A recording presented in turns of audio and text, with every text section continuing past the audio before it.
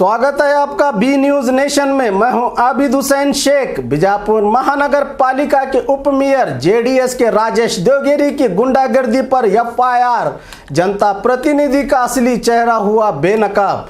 बीजापुर महानगर पालिका के उप मेयर राजेश देवगिरी के दलित लड़के यल्लप्पा हरिजन पर गुंडागर्दी और पिटाई करके जान से मारने की धमकी देने पर एक जनता के चुनावित प्रतिनिधि होने का फायदा उठाते हुए किस तरह अपनी ताकत का गलत इस्तेमाल किया। ये घटना इस वक्त सीसीटीवी के जरिए सामने आई जब शास्त्री मार्केट की एक मोबाइल की दुकान पर नाड़ देवी उत्सव के लिए राजेश देवगिरी अपने समर्थकों के साथ चंदा मांगने पहुंचा। दुकान के कर्मचारी यल्लप्पा हरिजन चंदा मांगने पर मालिक के न होने की बात की तो राजेश का साथी सिद्धू ने यल्लप्पा को मारना शुरू किया। इसको खामोशी से देखते हुए जेडीएस मुखंड और पालिका के उप मेयर राजेश देवगिरी समझाने की बजाय खुद इस लड़के को मारने लगता है।